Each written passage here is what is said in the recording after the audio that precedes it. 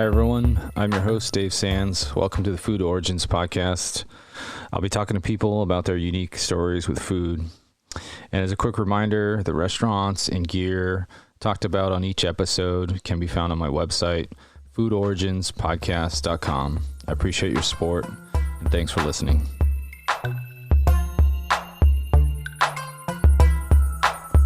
Hello, everyone. Welcome to another episode of the Food Origins podcast. My guests today are Jose Palacios, a software engineer, and TJ Villagomez, who's a chef currently at Google.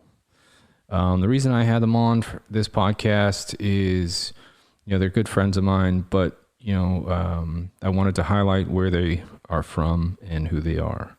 They're from the island of Saipan, which is the Northern Mariana Islands, Commonwealth of the United States, and talking about all the different things that come with Chamorro food and their culture, the mix of nationalities that are there, and all the different things that we go over through their childhood to adulthood and cooking and barbecues.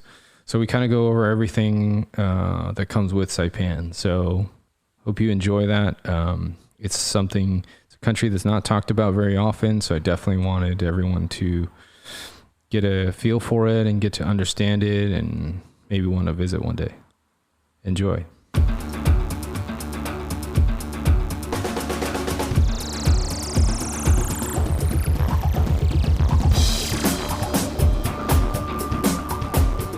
All right, we live.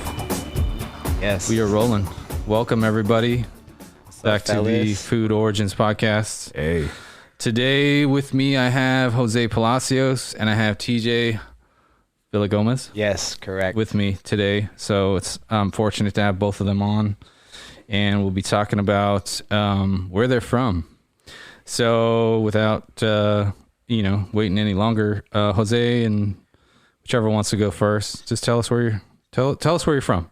We're from a little island in the Pacific called Saipan. It's a Commonwealth of the Northern Mariana Islands. It's one of the U.S. territories. I think it's around 13 miles wide, 6 miles. I want to say the longest point is around 26 miles, and then the shortest point is about 14. Okay. Something new? Yeah, and I'll read the Google readout on it. So Saipan is the largest of the Northern Mariana Islands, a U.S. Commonwealth in the Western Pacific. It's characterized by sandy shores and mountainous landscapes, and it has several. It has golf courses. Yeah, its highest point is 1,555 feet. Mount is at Tapachao. Yes. Yep. Correct. A limestone peak at the island center, close to the northern tip, and then there are some memorials regarding the 1944 Battle of Saipan. So just a little history for that is Saipan was under Spanish sovereignty from 1565 to 1899 and came under German rule from 1899 to 1914. It was made a Japanese mandate in 1920, and during World War II, the successful U.S.-led Allied invasion and capture of the island, which is approximately June to July 1944, was one of the fiercest land battles in the Pacific theater. Yeah. And that ended up making it a U.S. Commonwealth territory. Yeah. Right? Yeah. Nice. So it's a very unique spot. That's kind of why I had you guys on. And, whoever wants to go first, we're talking about food from where you guys are. Maybe give a little background on, how you end up here in the U.S. and then kind of go into all that. So, maybe Jose, you can go first and just tell us about yourself a little bit, how you ended up in Saipan to the United States, and then we'll go from there. So I was born and raised in Saipan. What do you call that? I actually came out here in 2008. Currently I'm a QA software engineer. What do you call that? I've been, everything started opening when I was an adult, my palate and all that. So, I felt like it was just, coming from an island, which we were limited of what good food. I mean, we did have good food, but I only stuck to what I ate growing up. So yeah. And so how long were you were there from how long? I was there for 18 years. Okay. I moved out here, went to school, went back home 2002, and then I actually worked for the family business. It's funny because I actually managed a supermarket in the busiest tourist spot in Saipan. Not only that, but I was in charge of actually a deli bakery. So that's where it really kind of picked up from there. That's right. So imagine like trying to open up a store, a bakery. Actually, the bakery was open already because the bakers had to be there like at 3 a.m. Yeah. So me smelling all that good like pastries and all that. Oh man, that was so hard not to actually pick like a pastry or a piece of bread or something. It just. Did you get to make any of it? I did not get to make any of it. You know, the cool thing is whatever I really liked from the deli bakery, I would always ask them. I was like, hey. Can you teach me how to make this? You know, they're like, oh yeah, sure. And then, you know, they'll give me the ingredients and all that. But, you know, and that's where my wife, Erica, learned I was like, hey, these are the ingredients. So can you try and make it, you know, or we can both do it. You know what I mean? So it was awesome. It was awesome. Like growing up and picking, you know, the either the chef or the baker's mind just to see, you know, what is your secrets, you know? Yeah, and sometimes they won't give it up. Oh, no, not at all. But I was especially if it's like a family recipe, right? Oh, yeah. Yeah. Totally. Definitely. Yeah. It's always a family recipe. It's always a family recipe. That's what they say. Yeah. Oh, I mean, and what'd you eat as a kid? As a kid, okay, so growing up, like, you know, the typical, you know, Chamorro, what do you call that? Breakfast was actually like fried rice. It was Spam, Chamorro sausage, you know, eggs, you know, it was good stuff. I mean, we mixed between like American style, like pancakes and bacon and all that. But then we added fried rice into the equation. So it just made everything just so much better. You know what I mean? It was so fattening, but it was, man. It was my childhood. I loved it. It was, you know, that was the first thing when you wake up, you smell like all these good, you know, fried food and, you know, you're like, oh, you just run down. I would eat cereal and all that, but man, it was the fried rice that brought everything down. Anything with the fried rice? What we mixed, it's usually whatever, like, sometimes we'll add like Spam, we'll add like, you know, whatever sausage, or we can, you know, whatever leftovers we had, we actually threw in there. It was awesome. Like as growing up, I started adding more stuff to my fried rice. I started putting like shrimp and all that other stuff. Usually fried rice is usually like leftover rice. You know what I mean? Yeah. From the day before. Day old. Yeah, day old rice. Because you don't want to make it when it's like fairly cooked because it'll be too mushy. Right. It's too much moisture. Yeah. Totally. So. We'll come back to you. Yeah. We'll get to TJ. TJ, why don't you tell us about yourself? Yes. And you know, also tell us how you know Jose throughout all that. But yeah, tell us about yourself, introduce yourself and what you do now and all that good stuff. Definitely. Well, first of all, thank you for having me. This is such a great honor to be here, and I'm so stoked to do this podcast. So let's see, my food journey. Till right about now, I am currently a chef over at Google Mountain View. I'm with the catering department. We specialize in all the catering events, of course. We take care of all the grab and goes that's on campus, and we actually just took over the food truck, which formerly used to be operated by Off the Grid, and Google had absorbed the food truck program that they developed for Google. Oh wow! So now that food truck program is part of ours now. So then we encompass all three. So catering, grab and go production, and food trucks. So it's a mighty operation, and we were nonstop since January. So that's my current undertaking. Born and raised in Saipan. my mom is Filipina and my dad is Chamorro.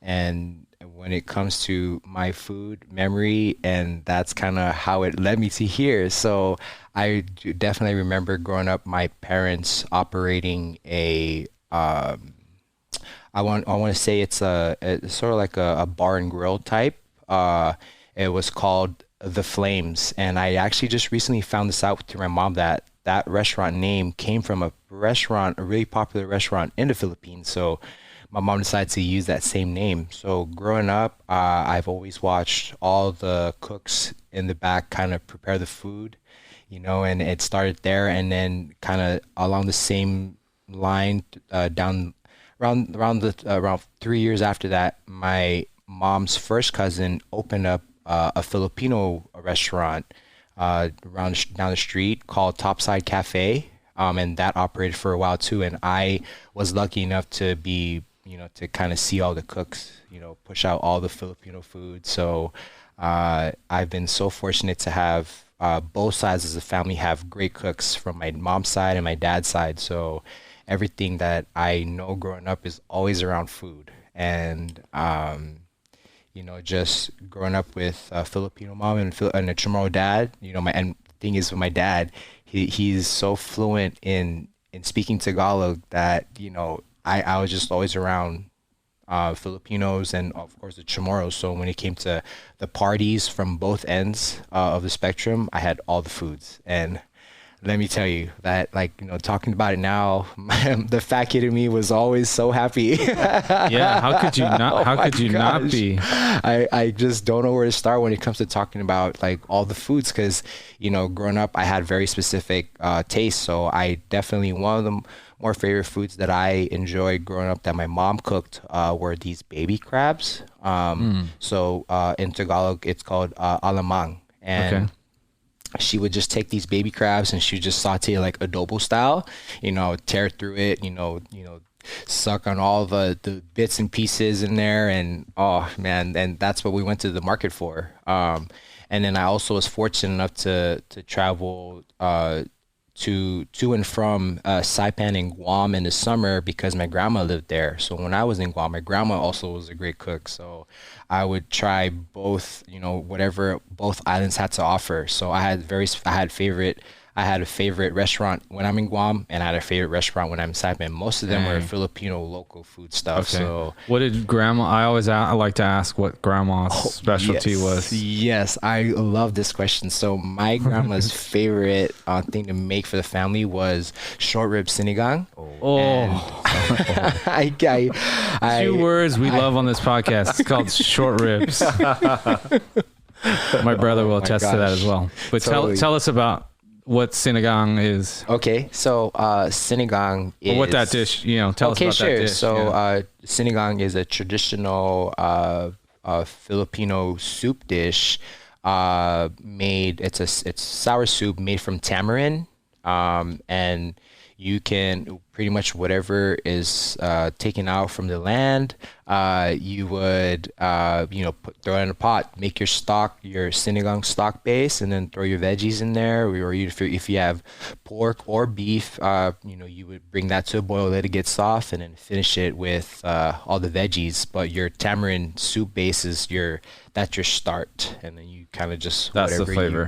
Wherever you get. And for some reason, my grandma's short rib sinigang was just a cut above the rest, and she always had this one particular pot, and she made it topped it off right at the very just before it tipped over, and it's that same pot, same taste, consistent every time, and no one in the family can replicate that. Even my mom couldn't, and she even agrees that. Have you tried? We've all tried. I've seen my mom try to make grandma's sinigang while grandma was there, and there is something about that. It's the pot. Yeah, it's the pot. It's the pot. And the touch, and it's just the touch, the seasoning, that seasoned pot. Totally. Sometimes it's the right environment. Maybe she's getting her cut of beef is different than yours. Absolutely. It's really difficult to tell, right? How much maybe that one's fattier, less fatty. There's a lot of variables, but I just love hearing That's awesome. Totally. What did you eat as a kid, like just growing up, like day to day? Like I know those are special occasions where you're able to travel and see relatives, but what about for yourself? What did you eat kind of day to day? Okay. So growing up, sure, my mom, man, we would eat Ichiban ramen, the red pack. Yeah. That's one thing we would, break open a lot. Of course, but there's always rice with everything. Breakfast, lunch, and dinner. The only time we would change it up was when we had to do merienda, and that's like bread. Okay. That's when we would all go to the bakery, to Jose's bakery, pick up all the pan tosta and all the other stuff, so we can dip the coffee.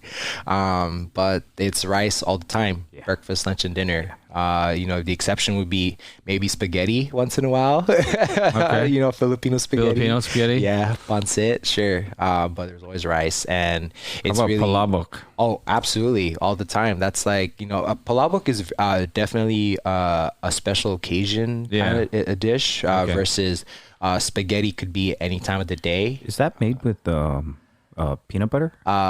Oh, that's you're probably thinking kare kare, but Okay. palabok, it's okay. But palabok is made with fish, shrimp head, and mixed with achote, and then they make it thick with cornstarch, and they pour it over pancit noodles.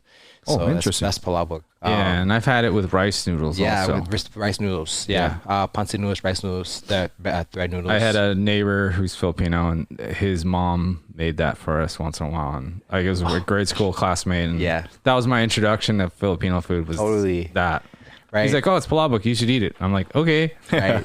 it's really good." And if you think It's about fantastic. the structure, it's so simple. It's just blanched noodles, Sure. and sauce. You're like, Yeah. what? yeah, Yeah. totally. Awesome. Any more things that popped up for you as a kid? So as a kid, I'm just right when you were talking, I was thinking of like, chicken adobo or stufal. Yeah. Well, in Filipino, it's adobo. In Chamorro, it's stufal. And then, like we eat like chicken curry too every day. Not every day, but we, that's one of the staples too. We actually have that, or even like bistec or like, something that, every day there's always something new. There's one that I really, really do like is actually kadu. It's a beef bone steak. It's so good. Yeah. And Kadu, that's what it's called? Kadu. Yeah. So kadu is soup. And whatever you can actually make it with chicken or beef.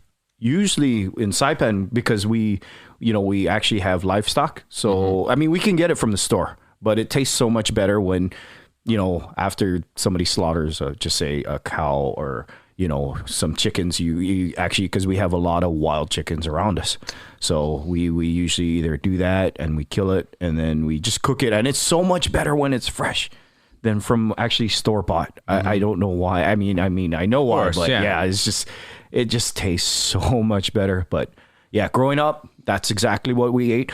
And then with the kadu, we usually have our finadene sauce. Oh, That's the magic sauce.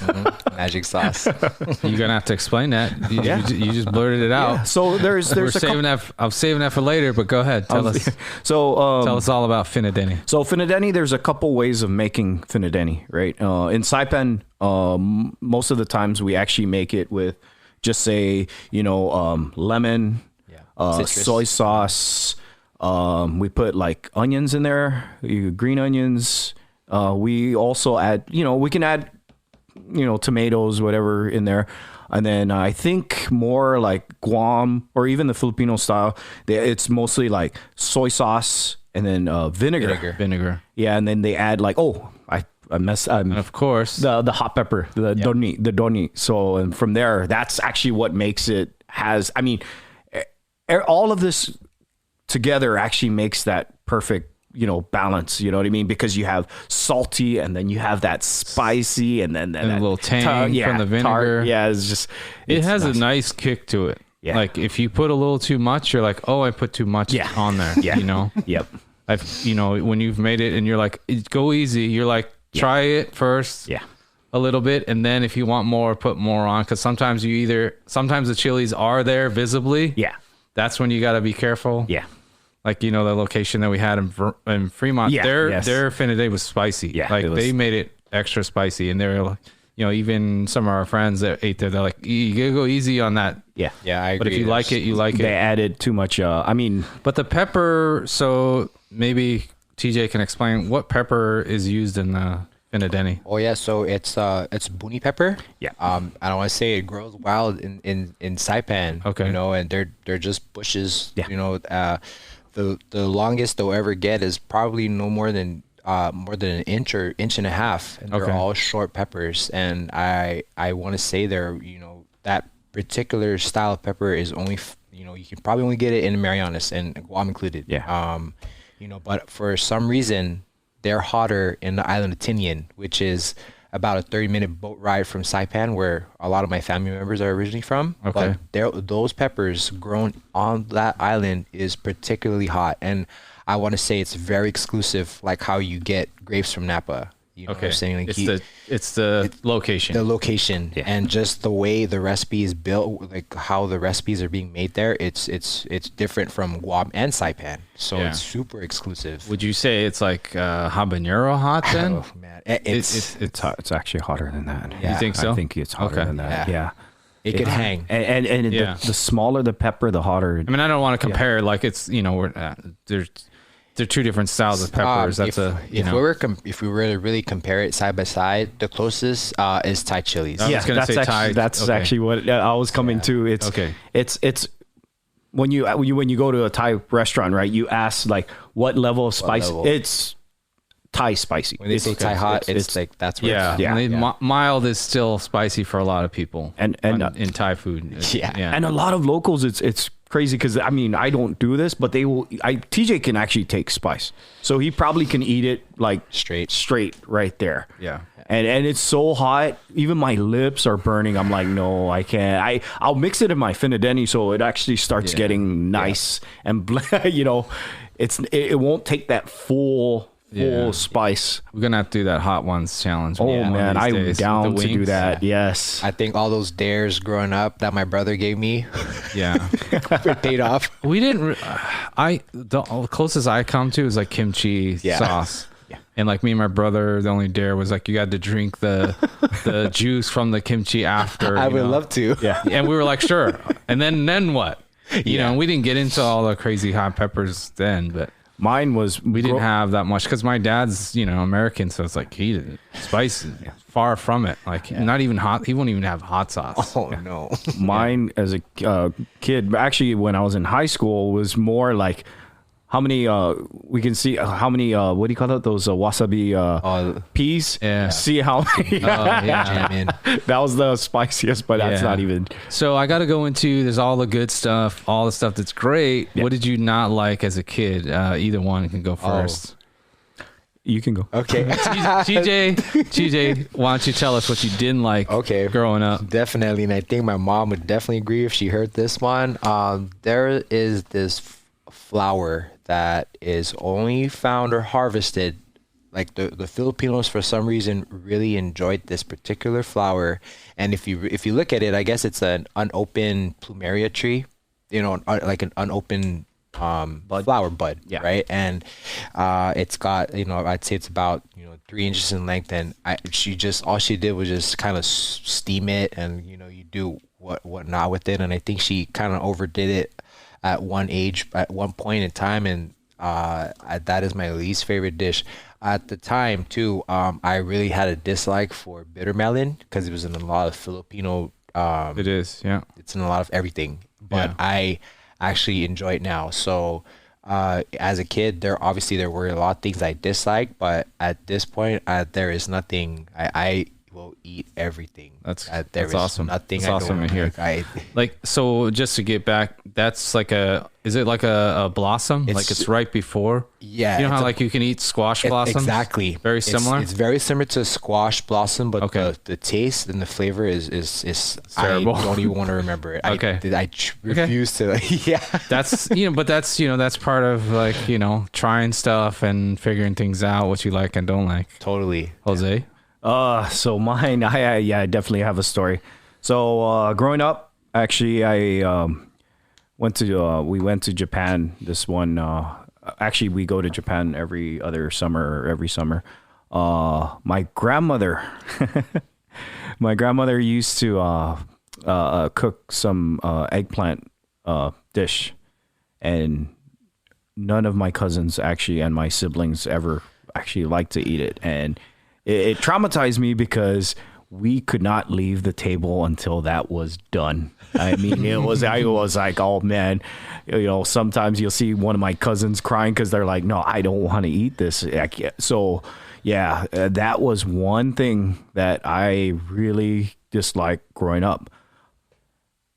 When I met my wife, they actually cooked a lot of eggplant, and I did not want to disrespect the family. So I actually started eating eggplant. And then, as I started growing older, my palate started changing.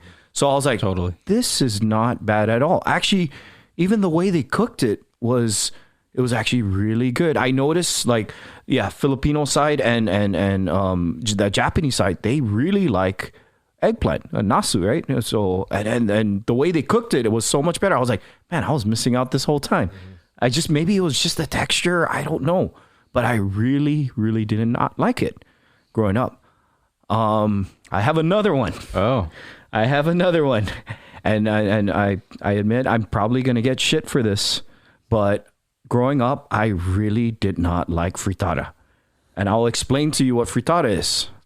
Fritada is actually, like in Filipino, I think it's called diniguan, right? It's all the intestines with the blood. Cooked with blood.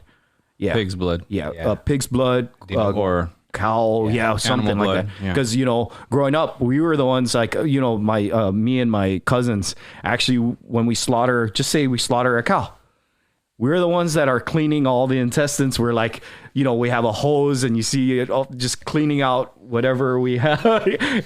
We all, my uncles are the ones that killed it. You're seeing the whole process. I'm seeing the whole process going down, them collecting the blood, but it was really not that, because I grew up seeing, animals being slaughtered. Yeah. It was more like, I think it was the taste of the blood. I honestly think I haven't had it in maybe more than 10 years, maybe.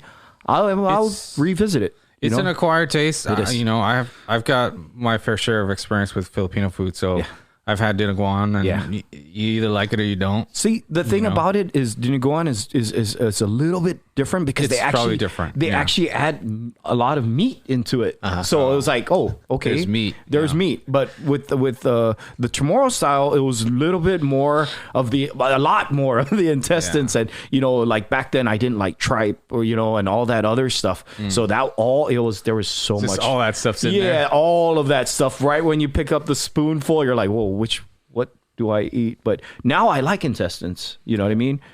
I don't mind it. I honestly think it's just the blood and probably the smell or something like that. I have no idea. You just named my top 5 right there. Dinuguan. That's my top 5 all favorite right there. Oh wow! Yeah. So There you go. Nice.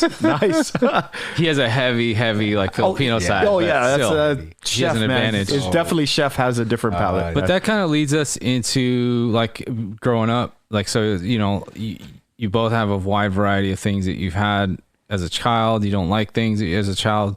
What changed when you became an adult? Like, obviously now Jose already said he likes eggplant now just because he acquired the taste. It sounds like almost by force a little bit, but out of respect. But then sometimes it's just sometimes, and TJ will know this, if it's just prepared differently sometimes. Yeah. Like maybe, the person like cooked it to death. Yeah. And it tastes terrible. They didn't add anything to it. There's no seasoning. Yeah. It was bitter. It was mushy. Yeah. It's gooey. Whatever that texture is you don't like as a kid. Yeah. I mean, I have plenty of things I can tell you I didn't like as a kid, and I like them now, because once you start cooking, and TJ can attest to this also, is you have to try everything. Right. There is no boundary to that because you need to know what you're cooking, what everything tastes like. Definitely. And you can't, be the person where like, oh, I don't know what that tastes like. Cause no, you need to, cause if you're going to serve it to someone and there's, whether it's, I'm not saying they're going to complain, but they're going to ask you about it, or maybe there's a complaint about it. You need to know how to fix it. Yeah. Or, like, oh yeah, it should have had more salt, or it should have been sweeter.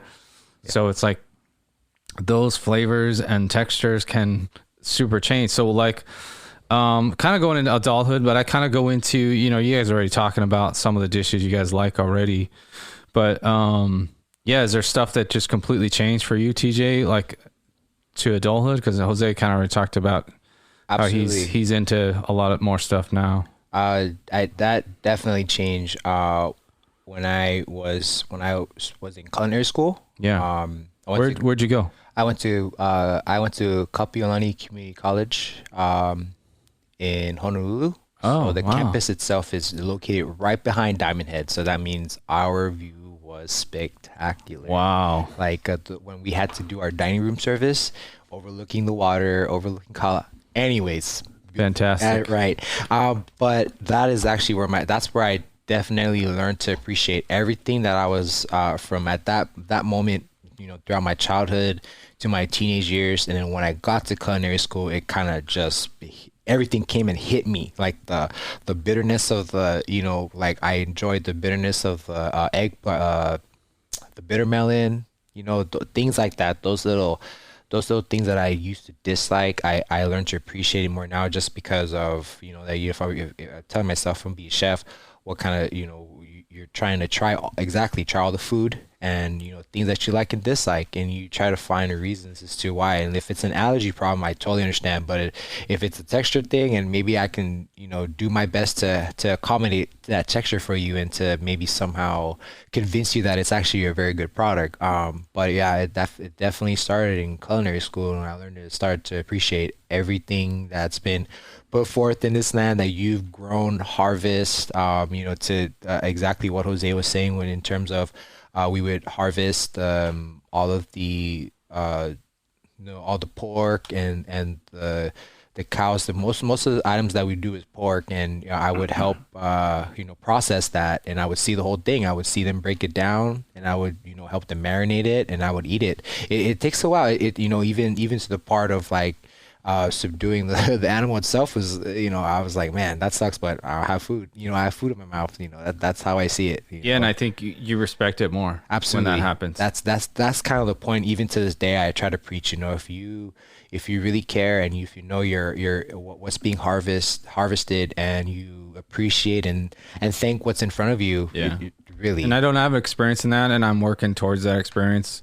At some point, I want to hunt and do the full circle moment, where you do everything full. Yep.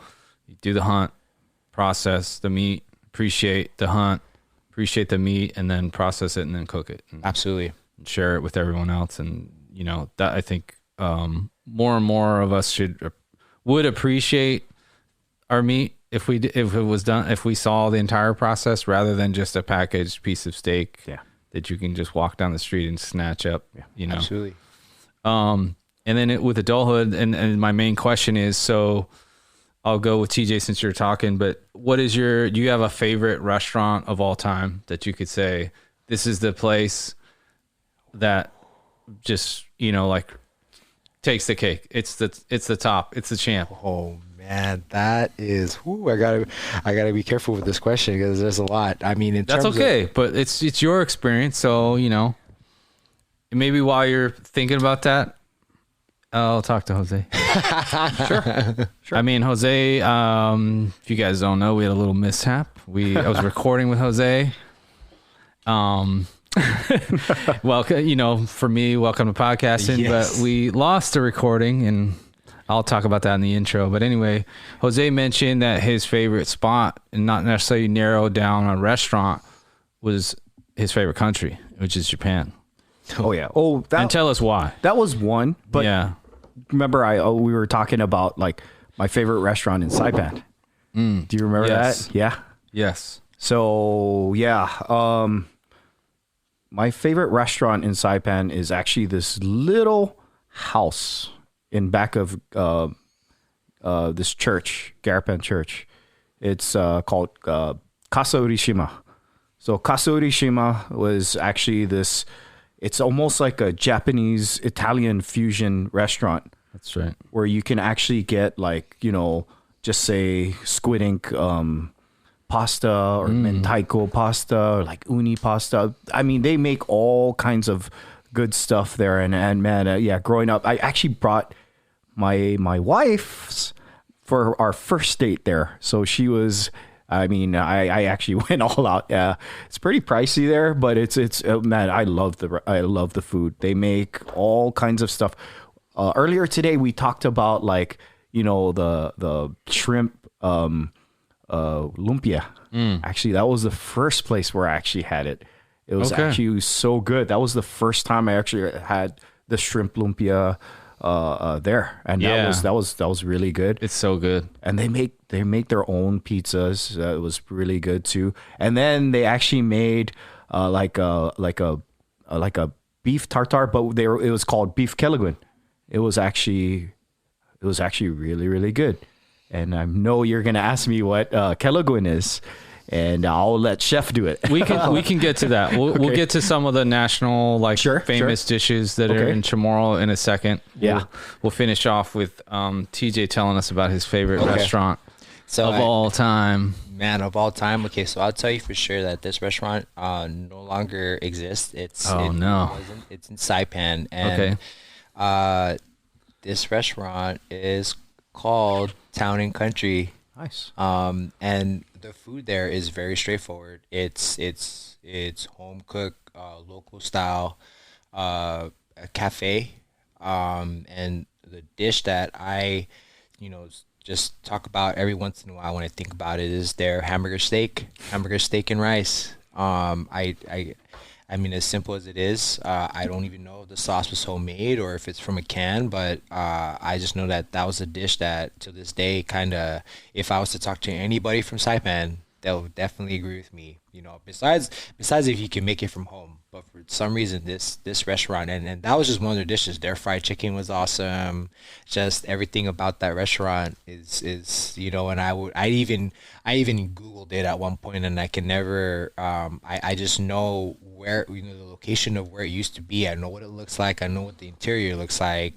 But that was the restaurant that kind of man, this is really good food. And I'll tell you that there were many great restaurants in Saipan at the time in the 90s that are obviously no longer there, but there's a Korean restaurant near Marpi, a Korean restaurant in Marpi that which is north of Saipan that used to be there. There are so many high quality Japanese restaurants that are the restaurants now, compared to the restaurant that Jose mentioned. Back in the day, the mom and pop Japanese restaurants were like at the height. They were the best Japanese food I've ever had outside of Japan. Yeah, and that sounds awesome. You're never going to get it here. You know what I'm saying? So unless you go to Japan, that's where you get it. But during the time in Saipan's heyday in the 90s, there was so many great food. And I'm just so glad I got to try it. Even my first experience with natto with my godfather, same thing. I was like, ooh, what was that? But it's just memory. They're just memory banks that I learn to appreciate over time. But Town and Country Cafe is a restaurant that maybe at some point in my future, I want to try to replicate that particular hamburger steak. They were open 24 hours. 24 hours. That's dang. Even after the bar, I would go. Awesome. Yeah, it was awesome. Yeah. One of the things I talk about too is there's always great experiences, but there's bad experiences too. You have a bad experience, and it doesn't have to be Saipan because I know you guys are from there, and maybe you don't want to bring up a restaurant you had a bad experience in Saipan, but is there a bad experience you've had here, somewhere traveling, that you had at a restaurant? And sometimes I do this, one to, say that, not everything's perfect, not everything's going to taste good, but also like sometimes a restaurant needs to know sometimes that they screwed up, they messed up. Absolutely. Yeah, without saying any names, because it's actually here. And you can leave it out or call them out, whatever you want to do. I'll definitely call them out because they are no longer there. So, where inside Mitsuwa, there used to be a Japanese restaurant where now the takoyaki spot is now. Okay. So there's a takoyaki spot now, thank goodness. But before that, there was a Japanese a quick order spot. Okay. And it used to be busy because it's right next to Santoka, right? And right there was that Japanese restaurant. And I went there one day and I asked for the zaru soba with tempura, combination. And, I get my food, and I already look at the soba noodles, and it looks soggy, overcooked.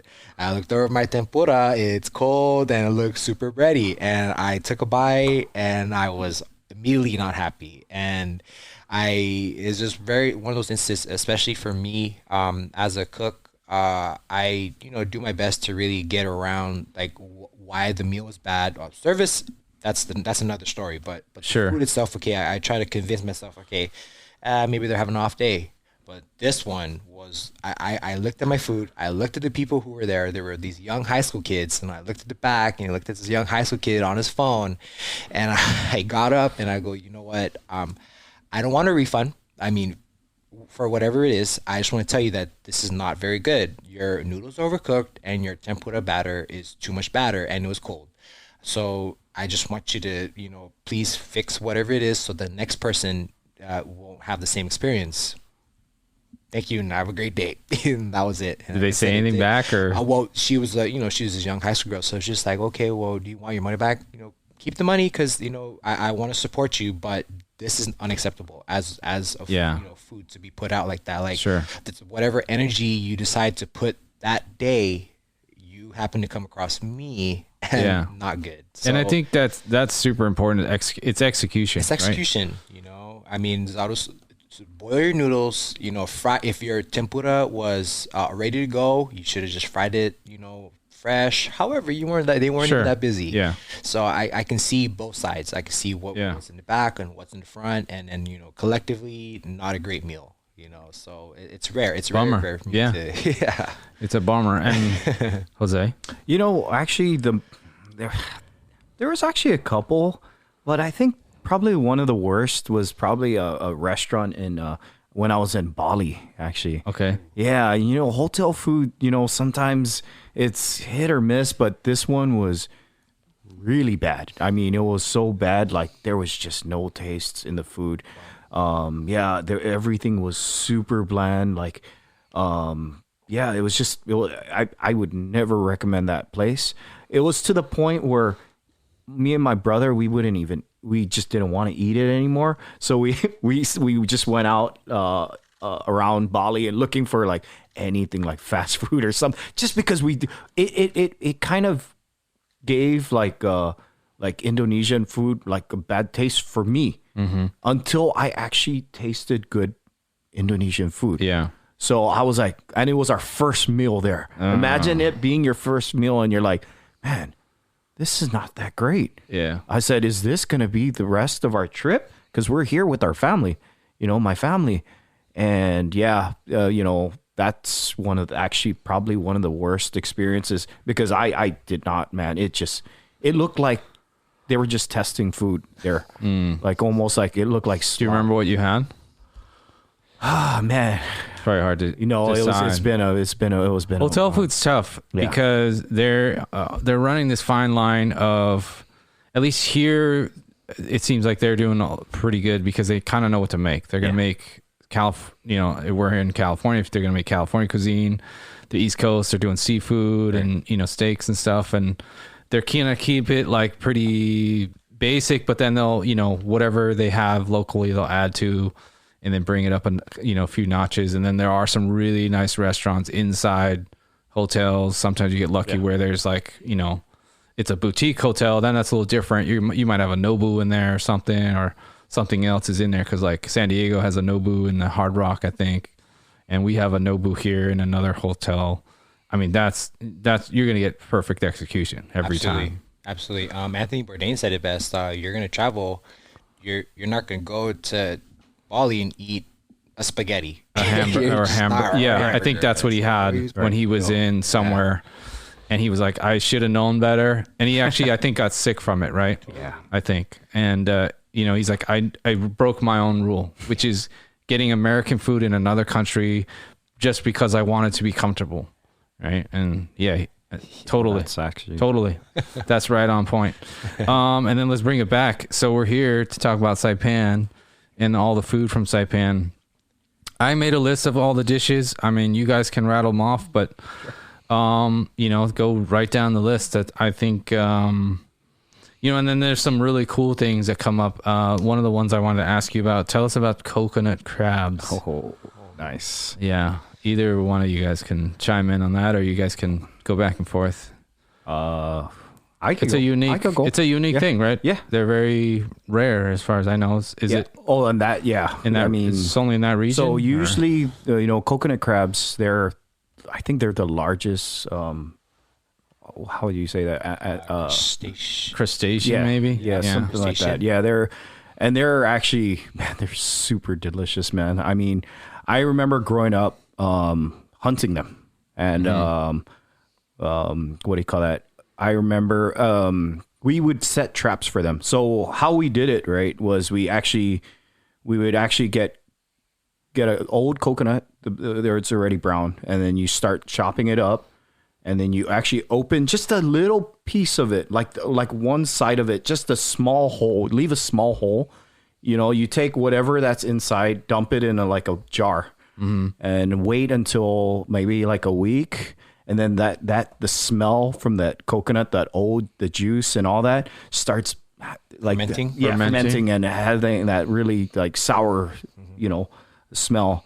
And then what you do is you take that same coconut you opened up, and the jar, whatever was fermenting, and then you actually pour it back into the coconut, and then you take how would you say it? The chicken wire, right? Yep. And then you actually you hammer a nail and you take the chicken wire and actually tie it around. Well, there's specific places where you can catch coconut crab.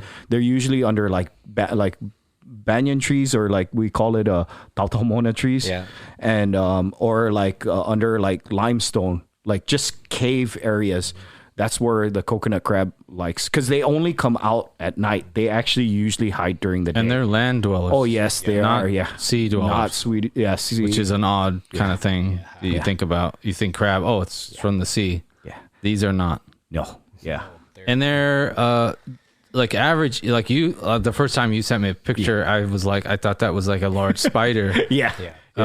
If you guys Google it, you'll see this big, huge crab grabbing onto a garbage can. It's the size of the garbage can, almost. Yeah, I've never seen something that big, but yeah, they grow massive. But the average eating size is normal, like Dungeness size, or it's smaller? actually bigger than a Dungeness crab. Yeah, okay. It's way bigger than a Dungeness crab. Actually, they're a little flaky too, right? Just a little flaky, but it's sweet. It sounds super fantastic. Sweet.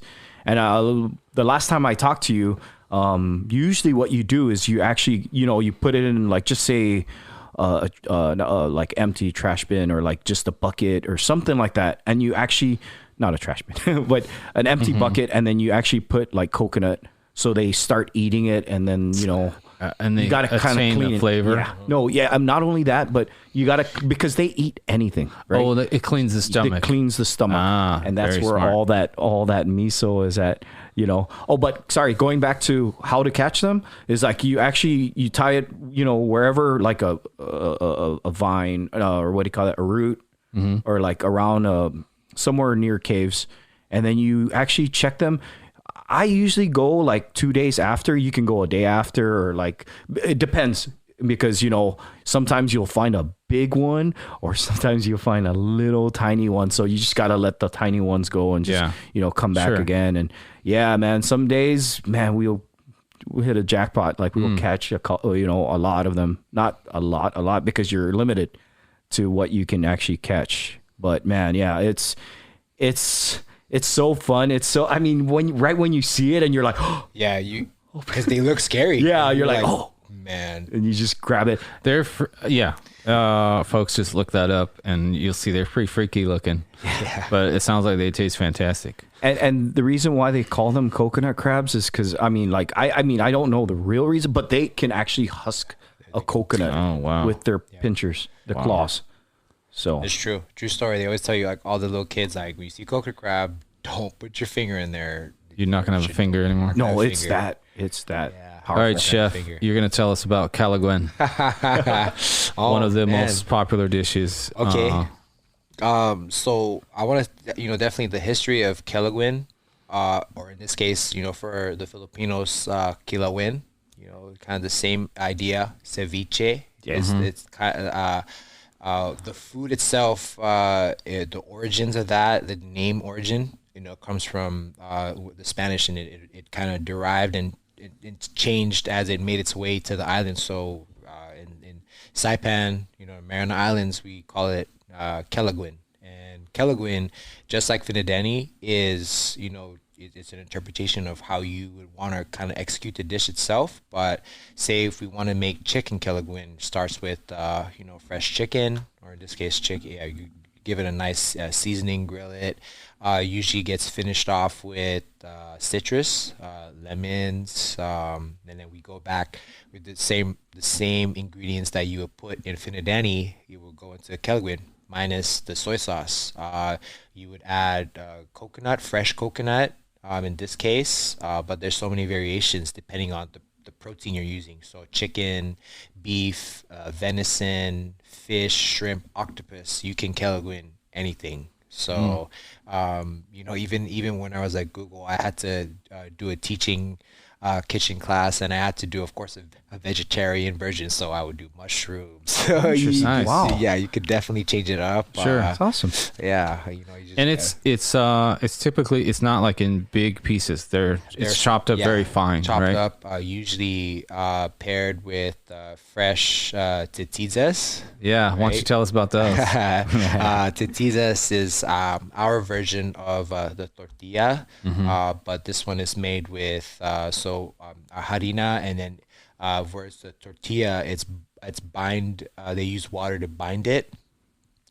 In this case, we will use coconut milk, fresh coconut milk to bind, and then hence the titiyas and the flavors. So you pair that with the kelaguen. So it's almost like it's a cold chicken taco. If you really look at it. Yeah. It's a cold chicken taco. There's actually two ways of making it. There's the harina, and then there's the flour. Flour. Yeah. And there's Jose's and his wife has made me some. Oh, yeah. Oh, that tortillas. one is more the young coconut. Actually, that one is more like it's a dessert. It was actually, I think it was supposed to be a dessert because it's sweet. You can make it, sweeter if you wanted, right? Yeah. But there's two ways of making. Oh, go ahead. That titiyas, the dessert titiyas, actually pairs really well with chicken kelaguen. Yeah, it does. So It does. I don't know what about it. Yeah. It's like salty and sweet and that's all five of the senses in one bite. Because there's two sweet ones. There's actually one that it's flour and then the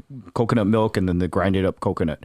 But the one my wife makes is, I don't really know. I know they use the young coconut to actually make, and with the coconut milk too. Okay. But it does pair. You're right. It does pair really well. Even if it's for dessert, it actually does pair up well. And it tastes great by itself. Yeah. Like you can toast that up and just munch on it, and it's got a mild sweet flavor to it, and it's a nice snack too. Right, I agree. So in the world of kelaguen, especially in islands, when we do like a seafood kelaguen, it's very similar to Tahiti's poisson cru, which is their poke with coconut milk kelaguen. So it's got the same. People in the islands have the same idea of it. For the Samoans and Tongans, it's I want to say if it's a palusami or something. I have to kind of go back to it, but they have their version of it, which is ours too.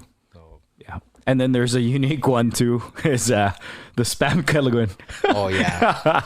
It's just really islands. chopped up Spam pieces, and it's just the same ingredients, the coconut and citrus and I'm shaking my head because Spam always seems to make its way in there somewhere. Whether it's in Hawaii or the islands. Oh man. Yeah. I mean, it's a staple in a lot of places just because it holds up like the musubi, right? It stores very well. So if you don't have any meat around, Spam is your go-to. Like, what do they call that? The island steak?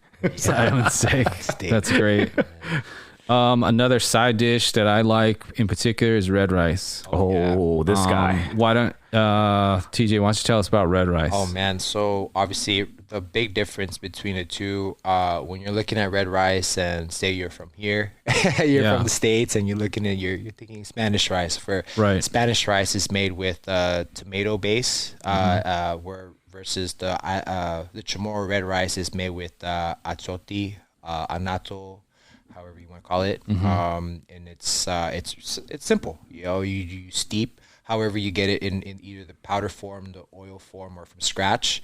You're coating your water with it, and you're cooking your rice. So the variation would be some families put bacon, some don't. You put some people put onions and onions, and then some people finish it with peas, or leave it like that. Yeah. Well, it's very straightforward. Nothing, no razzle dazzle on that dish. Yeah, but it's a solid side though, and typically with a lot of things. Exactly. You know, one of the things we didn't bring up was there's a ton of barbecue in Saipan.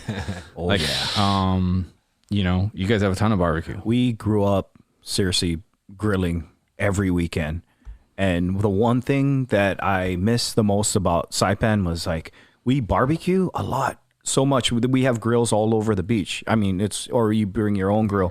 But that's one thing that I miss was like, you know, driving down with your truck and just reversing towards the shore and just, you know, just grilling, seeing, you know, everybody swimming, you know, everybody having fun, having a beer, you know what I mean? It's just, it brings back my childhood, man. Like we can't really do that out here, you know, but, yeah, there's so much dishes. Oh, and then some people will go spearfishing during that time at the beach. So they can, whatever they catch, you know, they can just straight from ocean to grill. You know, what kind of fish were you catching? Well, there's a lot. There's like parrotfish. There's like I guess there's mafuti, right? That's I think it's called an emperor fish. I think it has the big lips.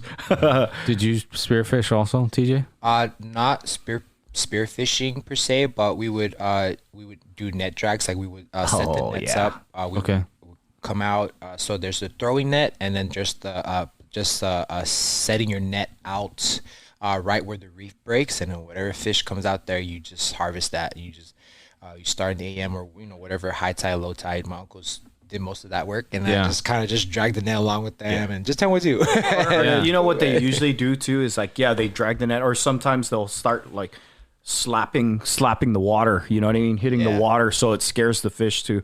I don't know if that's still illegal. I think it might be illegal now these days, but back in the day there was no restriction on that. Yeah, to try to attract them. I mean, so they would go out 100 yards of netting, and then they would, you know, you'd sit out, barbecue, and then when it's ready to go. And usually, even if it's high tide or low tide, the water never goes higher than your waist. So that's just because Saipan is inside of a lagoon, so the reef system is far out, so everything inside the reef is shallow, so sandbars are miles.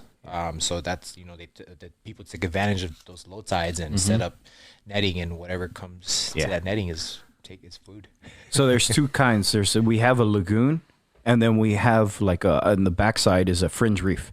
So that one is more like you can actually walk on the reef, and then it's just a drop. You know what I mean? So that's the best place where you go spearfishing, because everything is hiding within the, you know, all the coral and, you know, and just all over the reefs, the reef area. And you can actually catch so much different fish. I mean, there's so much fish there that, you know, that's one thing, that advantage I noticed, like going back to talking about Japanese restaurants. I mean, we had like so much fresh fish where you can actually buy that same day. And usually, like some Japanese, they would actually use the whatever that's locally caught. I mean, they'll get their fish shipped in from, you know, Japan or wherever, but they tried to use whatever we had on our land and just, you know, just use it and make their dishes. And man, they did it very well. I think the other fish you mentioned that didn't come up was the unicorn fish. Oh yes, tataga. Yeah, the triggerfish. The triggerfish. Yeah. So that one is actually, that was really good. So that one has no scales. It's just, it's cool. Leathery skin. Yeah, it's just like sandpaper, right? It's just like sandpaper. Do you eat the skin, or you could eat the skin? But it's rough. Tough. It's tough. Yeah. So usually what we do with that is actually we grill it straight. straight on the grill. No sauce. I mean, No fillets. Nothing. Nobody fillets that. Yeah, just straight grill. Growing up, I've never seen anybody fillet a triggerfish. I mean, you absolutely could, but just the true presentation of it is just you catch it, if you want to take the guts out, and just throw it straight on. You know, give it a quick wash and have your finadene ready. Some rice. Yeah. Yes. Or not. Yeah. So sorry. That's where the finadene is because there's a different way of making the finadene, usually for fish. Yep. Okay. So it's just lemon and salt and hot pepper. Yeah. You omit the soy sauce. So in a finadene, the world of finadenes, there's different variations. So actually, this is the one probably claim that Guam will have is their dinanzi, which is basically eggplant finadene. It's just roasted eggplants with the same with the hot pepper, lemons, onions, whatever, and that's their version of finadene. And then when I try and explain to someone what finadene is, to say like one of my workers, because when I make finadene, he's like, "Oh, chef, what's this?" They're like, okay. And there's different variations. If you're doing seafood for like oysters or something, you would do the same process, but you would use salt to balance out the citrus. And then if you have, it kind of reminds me of like a salsa because absolutely, you take one ingredient out and put another one in. It's a tomatillo salsa. Absolutely. This one's a tomato salsa. You decide to roast the ingredients. Yeah. Now you have a roasted salsa. Yeah. Absolutely. Yeah. So there's so many it's probably tons of variations. You nailed it. And then everywhere in the world has their version of finadene. Yeah. Chimichurri, salsa verde. Yeah. Like green salsa verde. That's finadene. You're putting on sauce. It's finadene. Yeah. But you can eat finadene with any even with it's good. Like sometimes you'll give me some and I'm like, I'm gonna keep that because I'm gonna use it on whatever for the next week or so. You know that TJ just brought up that dinanzi, right? Yeah. What's funny is my aunt just came in and from Saipan and she actually got me a jar. Yeah. So I definitely want you guys to try that. I actually haven't opened it up, but it's in my fridge, and it's just like it's really thick. It's a thick like a dinanzi sauce. I guess you can eat it with rice or anything, right? Just because the eggplant is gonna make it a little thicker, right? Let's just say it's spicy baba ganoush. Yeah, it's maybe that's right. They might not just like trying that. to visually, you're trying to give you a picture of what it looks like and texture. Yeah, but you can definitely Google that and see how it looks like. And then I just took down some dishes that I was looking up. Estufado you talked about. Yes. Escabeche. Oh, so another one you guys talk about? So that is one of my favorite. So that's another thing that I grew up with. So what we do with escabeche is we usually it's whatever we catch, whatever fish we catch. We actually mix it. So I don't really know what they put in there. I know it's like a food coloring or so, or like some kind of I forget what, but it's like a fresh fish, and then what's this? Is there there's like a sauce to cook it with? The Chamorro escabeche, and I say Chamorro because everybody's got their version of escabeche. Sure, yeah, but so we want to hear your version. Is traditionally fried fish, whatever catches the day. You would fry it straight, no flour, kind of break it down to pieces. And then the escabeche sauce itself is the main component is turmeric and vinegar.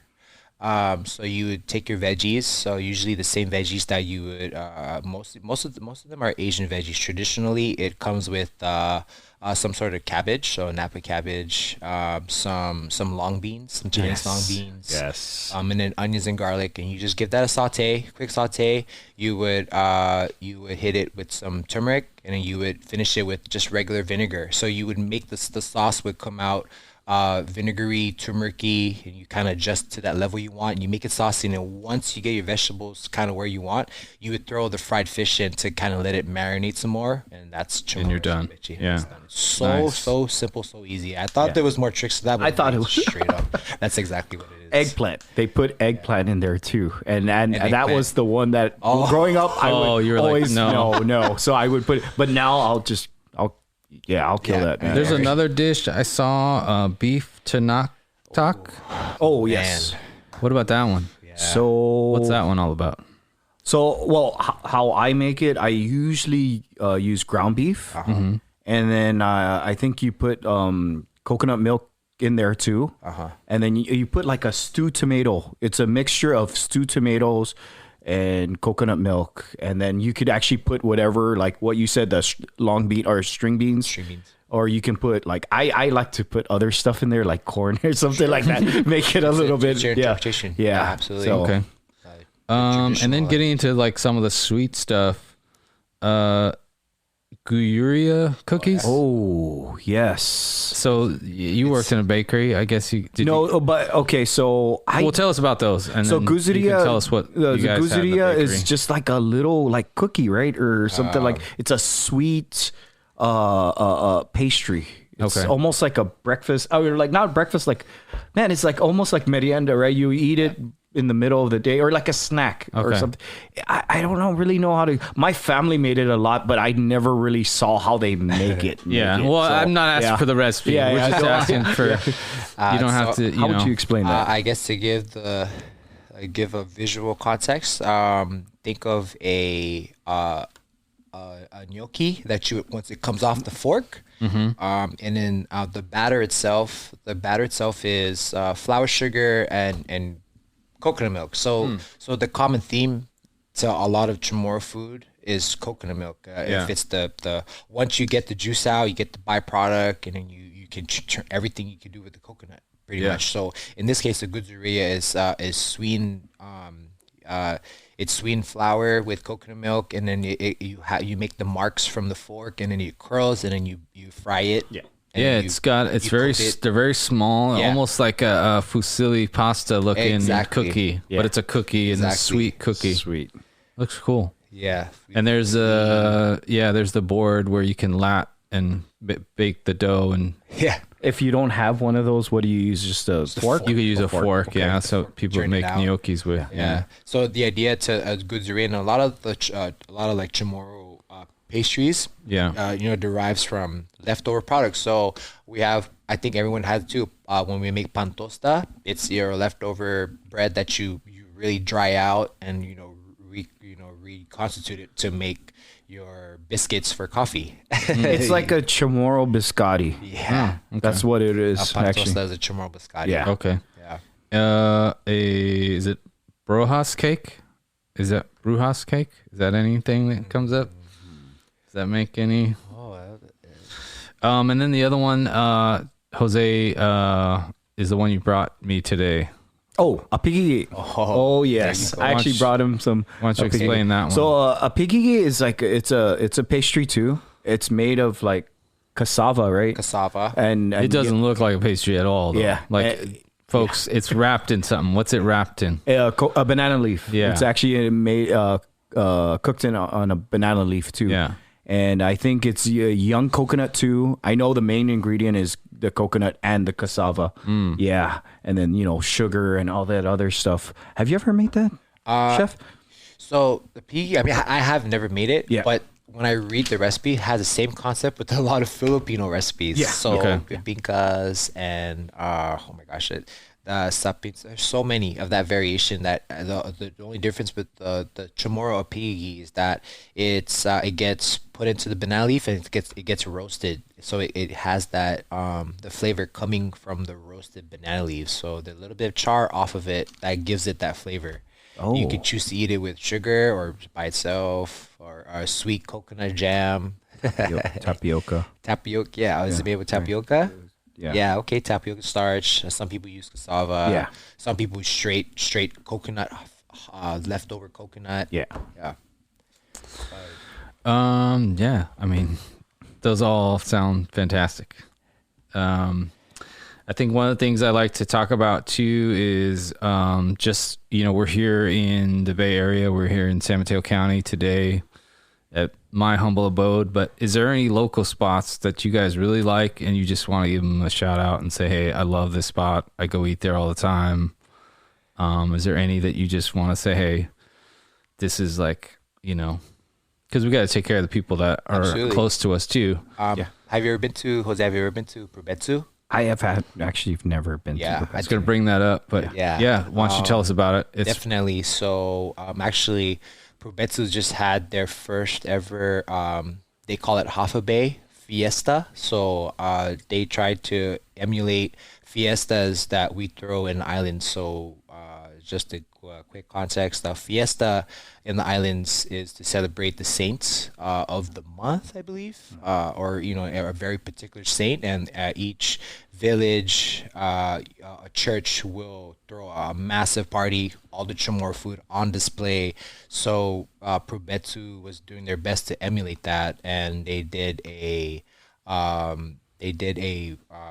very special one where you prepay and you come in and you have your table for yourself, and they have a 4-course lechon baboy tasting, and they do it right. They have finadene, they have titiyas, they have red rice. They have everything that you need to have your fiesta, and they did a really good job at it. And I definitely think we should hit them up at some point because they're doing a great job. They are. I've heard about them.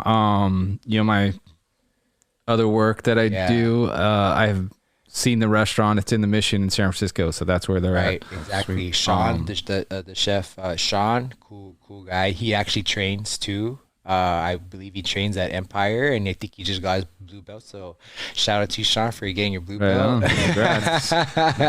Working hard. Yeah, heck yeah. Yeah. So that's how about you, Jose? Is there a spot? And it doesn't have you can pick it doesn't have to be Chamorro related, but my boy Jason from Boonie Pepper. Yeah. He's one person that man, he's actually COVID really kind of hurt everybody, but he's still there, still caters, he still actually does his own thing. So Jason, and not necessarily Chamorro food, but hey man, my boy Joey from Conjo, actually, I meet up with him a lot. So they keep going, man. Shout out to Joey and Conjo Burger. Actually, he's in the Niners Levi's Stadium. Actually, he has a nice concession over there. So congrats on that gig. Both of those guys. Yeah, good job, man. Yeah, and Jason might be bringing back the restaurant, or you're not sure yet, not right? sure, it's but still a possibility. Yeah, but I know he definitely has these little like pop-ups. Yeah, okay. So that's actually good. Right on. I hit those up. So right on. And like shirt. I sporting the Saipan shirt today that Jose gave me a while back. It's actually it was appropriate. Yeah, Kukui is actually from here, it's San Jose. Yeah, and then So my cousin Sid actually collaborate with them. So awesome. So I always kind of clean it up with: is there anything if there was one dish, and you guys can either argue about it or say your piece, is if there's one dish you'd want or recipe you'd want to give to someone at the end of this podcast to say, hey, this is the one you need to try. If you haven't had Chamorro food at all, or, if there's, something that you'd want to share, this is the one you need to try. Which one should everybody? Oh, wow. Honestly, I would give them the fiesta plate, man. Actually, that's one thing that I would. It's a combination of things. Sure, you can't just have one. You gotta you gotta almost have as if you were in. But just pick one. Okay, pick one. Let's see. I think I have one. I would definitely give them chicken kelaguen. Yeah. Because like I said, for chicken kelaguen, it doesn't have to stick to where you have to grill it. You can absolutely go to your, whichever supermarket sells roasted chicken. Right. You can pull that chicken apart, cut it up, put some lemon, put some hot pepper, put some onions, green onions, and if you have tortillas hanging around, you have yourself chicken kelaguen. Yeah, absolutely. And that's for everybody. Yeah, I would definitely share that one to everybody because, not always your chicken has to be, pollo asado hot. You have because people are used to when you say taco, they're like, oh, it's coming off the grill. It's coming off the grill, piping hot. Exactly. And kelaguen is not that. It's not, and it's exactly that. If you want kelaguen at any point in time, that's that recipe right there. Straightforward. Yeah, that sounds awesome. I think mine would probably be red rice, actually. Yeah. Red rice, because it pairs with almost anything. You know what I mean? Except for curry. You can't eat curry with red rice. It's kind of weird. But it's like double flavors, right? Yeah. Fighting. The flavors you're getting pretty intense flavors on both sides. But red rice would actually be one. Actually, I think because it's unique to anywhere, you know. Yeah. Or they make their own version, but ours is definitely different from everywhere else. So, yeah. And is there anything? The floor is yours. Anything you want to talk about? Any other things that I missed about Saipan? The floor is yours. If there's anything, TJ sounds like his mind's rolling. Yeah, actually, Jose mentioned the part where where we're grilling a lot, and I want to say that how to kind of the same idea would be if you were to say, hey, can you preheat the oven so we can cook something? It's the same thing as if you were to tell anybody from Saipan, hey, go fire up the grill. It's the same concept. It shouldn't be difficult to fire a grill up. You just gotta get some dried wood and get any kind of pit that you have that has a grate over it, and you have food to make. And it's the same concept as, hey, let's preheat that oven. Go preheat the grill. Yeah. It's the same concept. That's why there's always grilled food in the islands. Yeah, that's an awesome tip. Like, I mean,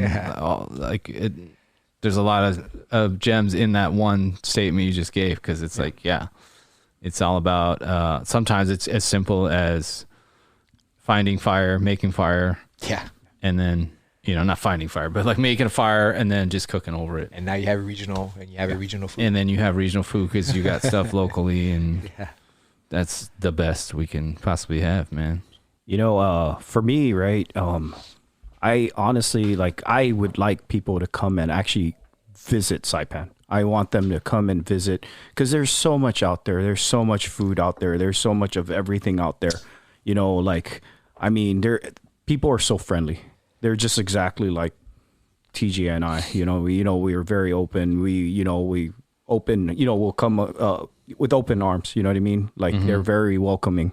Even my family too. We love having guests come over, visiting from out here somewhere else, some other country. So I definitely would like you, especially you, Dave. You know what I mean? I really want you to come. This is for everyone too. Yeah. I mean, for everyone, if they have any recommendation, or if they ask for recommendations, I will definitely give you all the recommendations that you need to, for sure, if they ever come and visit. But if they cannot, like what we were just talking about, there is ways we can, you can get the island food out here, or like in San Diego. I know San Diego has a lot of Chamorro food out there, and Vegas and all that other stuff. So, yeah, and I know a couple of chefs out there, especially one of the homies, Jason, who works with me as well at Google. He does great, Chamorro food, and we both do our best to, share that, Chamorro food to at work, especially at Google. We're fortunate enough to, have a day where we can serve all Chamorro foods to all the Googlers, so then they would know, hey, we could do Chamorro food anywhere. Yeah, and I think I have you guys to thank for that. You, Jose's wife, of course, but I have you guys to thank for that, because you guys introduced it to me, and it's awesome. It's delicious. Whether it's, if you don't like barbecue, you don't have to listen to this podcast, but from the basic barbecue, and I'm not saying it's basic, but I'm just saying, from the barbecue, oftentimes, it's marinated, which I love to do as well. I just made these guys some chicken today off the Traeger, and marinating is adding that extra level. But from all the dishes you guys mentioned today, everything is unique. It has, lots of different flavors and textures, and it's your culture, it's your country, and it's where you guys are from, and that's, I appreciate that. I love the way TJ makes things too, because he actually he makes a simple dish because there's a crab salad we make, and we usually use because imitation crab, that's part of the fiesta, imitation crab with broccoli. But TJ has actually just turned everything he uses real crab and adds his own twist to it, and it was so much better. It was delicious, actually. Yeah, it's nothing against the imitation crab, but there's a lot against that imitation crab. Yeah. That's not crab. No. That's a white fish formed into a log and colored red on the outside. It's so good. But it is good. Yeah. It is. Yeah. It is good until you have real crab. Yeah. Exactly. Right? Yeah. Until you have real crab again, and then you're like, oh yeah, that's not crab. Yep. And that's the idea. When you're trying to, food that you grew up those humble foods that you've been eating, and like, hey, how can I make this better, or how can I present it more so that people will appreciate it in a different light? And that's exactly that. Broccoli crab salad can be anyone's interpretation. You use fresh crab or imitation crab. At the end of the day, it's broccoli crab salad. Yeah. So, and that's a good one. I've had that. It's tasty. Dave, there was a question you asked me the last time, and I was actually, it's my answer is still the same. There was nothing. I was just trying to perfect whatever I was cooking during COVID. Yeah. But I'm actually curious about what Chef actually. Yeah. So there's a question. We got a lot of content. We're fine on time, so I'm not worried about it. I was going to ask, but we all went through COVID this whole time, a lockdown. Of course, Jose started cooking more, and you just cooked more at home. We all cooked more at home. Absolutely. Because we realized we didn't have access to the restaurant down the street, and everything was on lockdown. Is there something that you picked up at home during the pandemic where you were like, hey, I didn't cook this before, and I'm cooking this now at home, and it's now in my rotation? Okay. Oh, that's a great question. So during COVID, a lot of us, well, I say us, I mean, my circle of friends, at least, who are chefs, we all got into baking again, because at some point we all used to do it. We used to bake at some point, and we would stop and come back to it. But baking stuff in general, just because it requires patience, and you have to make sure your recipe's on point and dialed in. Using the whatever ingredients you use. So a lot of those items are baking in it. It's not just bread, but we tried a hand at making bash cheesecake. So things like that. So there's a guy, I'm just losing his name right now, but there's a guy locally here that's doing bash cheesecakes, and he's selling them like they're flying off the shelf. Like literally. It's literally Basuku Cheesecakes. That's the name of his company. I have to look up his name. His name Charles? You picked up one, right? Might be Charles. Yeah, I did. Yeah. There's a whole story to that side of that, but those. Yeah. So you guys tried doing that? Yes. And how'd they come out? Yes. My girlfriend Marissa and I, actually, she was the one she's the one who bakes most of that. So we tried our hand at that, and it's all about technique. I think there was an article spread that Charles was featured on, and Charles Chen, out of I think he's out of Oakland. Yes. Yeah, he's baking it out of his apartment in Oakland, and now they have absolutely. absolutely taken off. Absolutely. They are selling out, like he can't even keep them on the shelf. Yeah, no, totally. And we definitely know that we've done, in the research, in the newspaper, it said that he outsources his cream from Alexander, Basuku, yeah. He uses cream from Alexander Dairy Farms, which is located north, I want to say Petaluma area. Okay, Santa Rosa area. Okay. So when if I go to either Sagonas, around this area, and they carry their heavy cream, I always just grab a couple, because that's the main ingredient is that particular cream. So you could absolutely do it with any heavy cream you want, especially if you're trying it out for the first time. But then if you're confident, then I would get better ingredients to execute that dish. But you definitely need the 6-inch springform fan, and that's really all you need. It's such an easy execution. But baking breads in general is something you can't really lose touch with, especially if, like, hey, say like you can't go get your bread down the street and you're gonna make your own bread. Yeah, that's a perfect example. That was definitely one item on the shopping list at the store that was gone during the pandemic. You look down and you're like, there's no bread. There's no flour. Yeah. This is the first time I've seen the flour shelf completely emptied. Absolutely. So that's the main one that you tried. Is there any other dishes that you picked up? So there's that, and it can continue on with the baking. Marissa and I have done our batches of Queenamons. Oh, wow. Oh, man. Yeah, those are great. Let's just say we're coming back for a future podcast, and that's going to be on the table for sure. So, that sounds good to me. That's another thing too. If you read it, you're like, man, it's daunting. But if you have 6 hours to spend in your day at home, you can definitely execute it. Yeah. It's not as hard as most people think it is. It's Yeah. just timing. Yeah. It's just timing. There's some Queen Amman specialists around here too. That, Okay. like Bee Patisserie in the city. Yeah.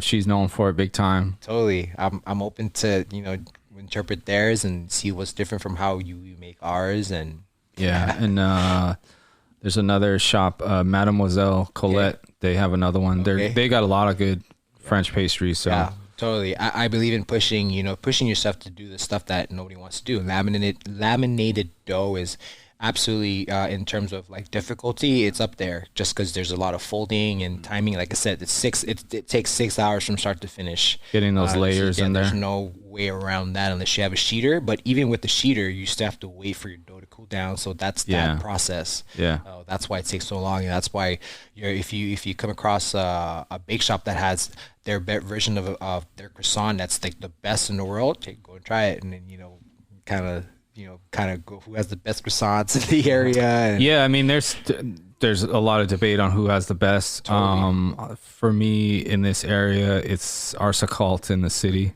Okay.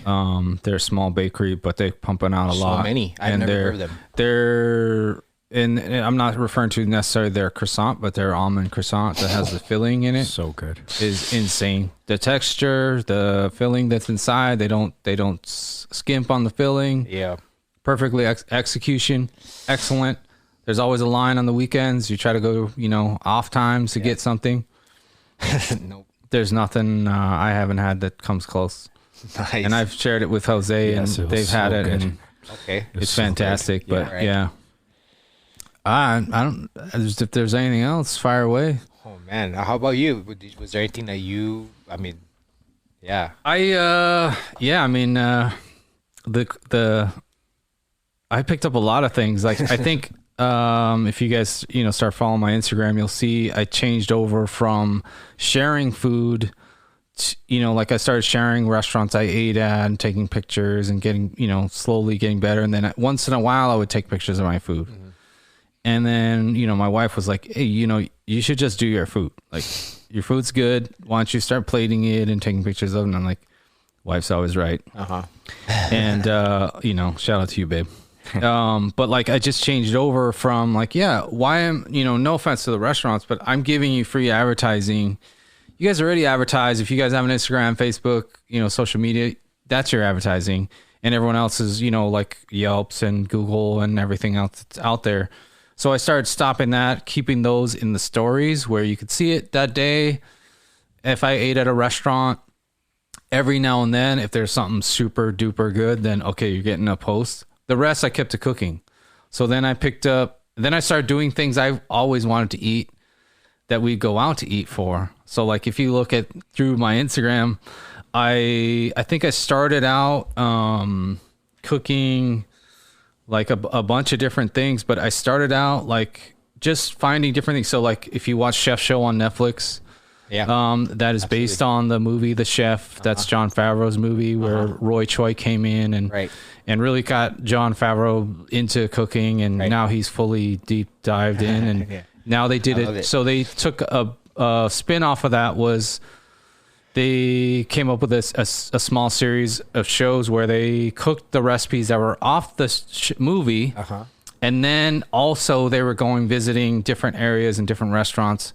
And that chef was showing them their recipe. Like they went to one place that's got this awesome lobster roll.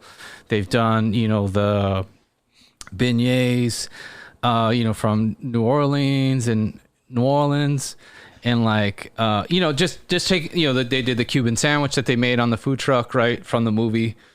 But like that kind of inspired. So like they did a grilled cheese with tomato soup. So that was like one of the things. And they didn't mess around with it. It's not, we did 3 kinds of cheeses. We did sourdough bread. Yes. We made this tomato soup from scratch, right? And then I had a couple friends that wanted to learn how to cook that weren't great cooks at home. So I started FaceTiming them, and shout out to Tim Freeman, who owns 10th Planet Nashville and 10th Planet Stockton. He was like, hey, can you, let's do these over. And, it was kind of cool. We'd cook over FaceTime or whatever. And then he would learn and I would learn. And like, cause you kind of, things that you make mistakes on, you're like, you clean it up real quick because you're like, this has got to be executed great because I want my friend to have the same dish. So we started doing that every so often. And then I just started cooking just all the things I wanted to do. I did 5-spice chicken. Oh, yeah. Right? The Vietnamese style 5-spice chicken, marinated, grilled, and I have a smoker. So the smoker brings that extra level because I don't have like a grill. Because the inside, on a grill pan that's not grilling. Yeah, totally. So I use the Traeger. I have a little small Junior Elite Traeger, and that thing kicks butt. I've had it for a long time. That little thing is 7 years old already, crazy. And it's still cranking out. Yeah. It cranks out everything you see on my Instagram that I say it's on the smoke is on that little Traeger. Until Traeger, and shout out to Traeger because they did a good job of marketing their stuff, but also they do a lot of they give you a lot of ideas. Okay. And so like last year they started doing the game day Traeger. So like during the football season, they're like every week for like 8 weeks, not all the games, but for like 8 weeks they would do, hey, make this dish and post it. Make this dish, make wings, make a burger, make ribs, do brisket, do a chicken, so this year they did a big one. And they did 8 of 8. So like you had to do all 8 to enter the contest to win a grill and some other cool stuff. So I did 8 of 8. So if you look at during this season, you'll see that I did all 8 of 8. Yeah. But I just started playing with stuff, and then certain recipes you see off the internet, whether it's TikTok or Instagram, you see something, and a lot of good guys are, I'm started learning on how to video all my cooking and try to get that going. But like, flautas is a popular one we like to make at home. Sweet. Mexican style flautas.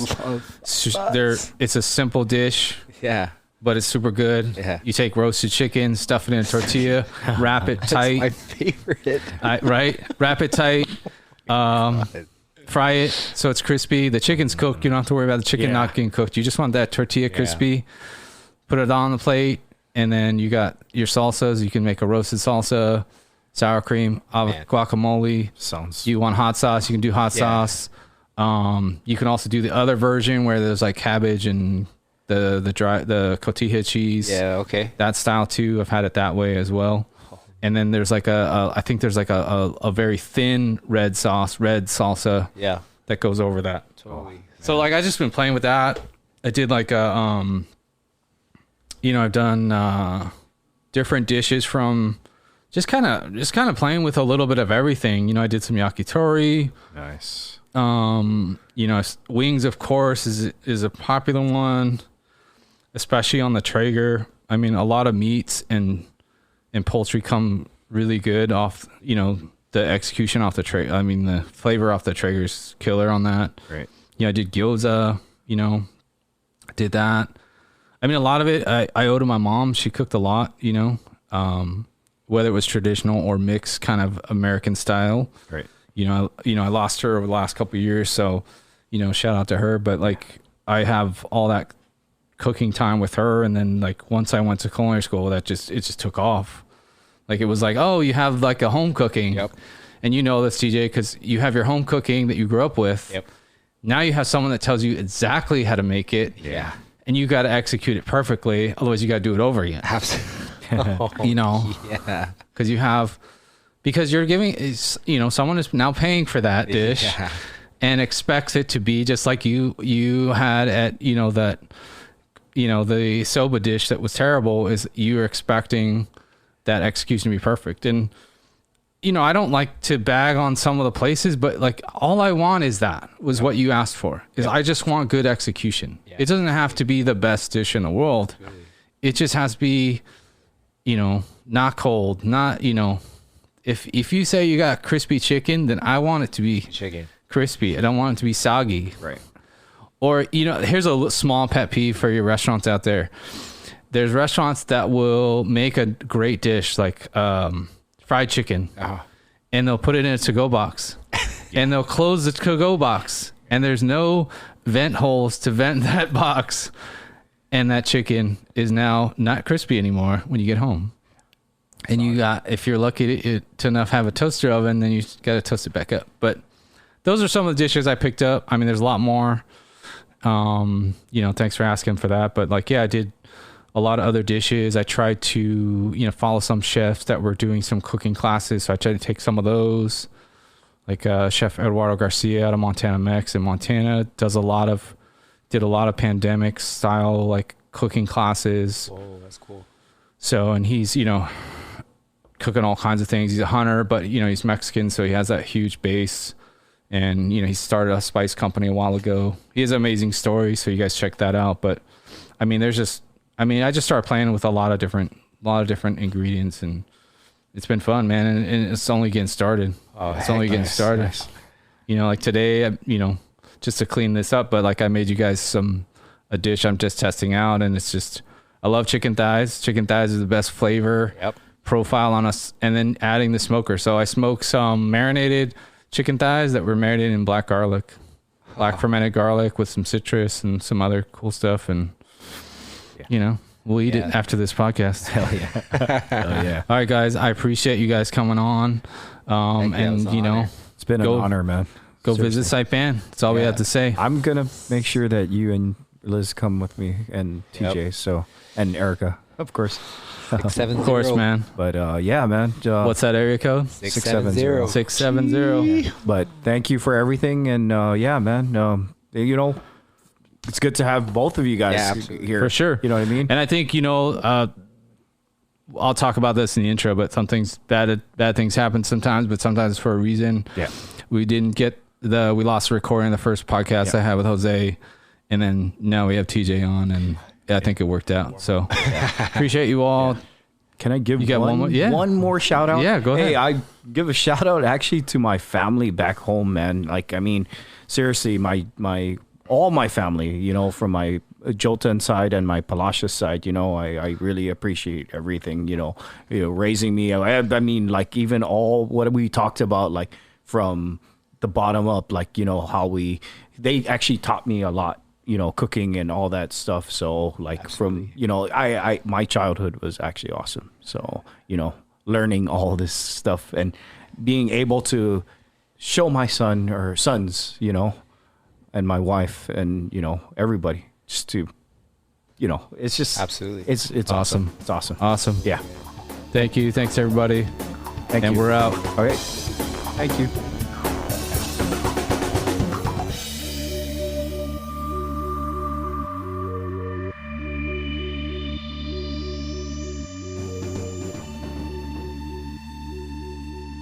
And as a quick reminder, the restaurants and gear talked about on each episode can be found on my website, foodoriginspodcast.com. I appreciate your support, and thanks for listening.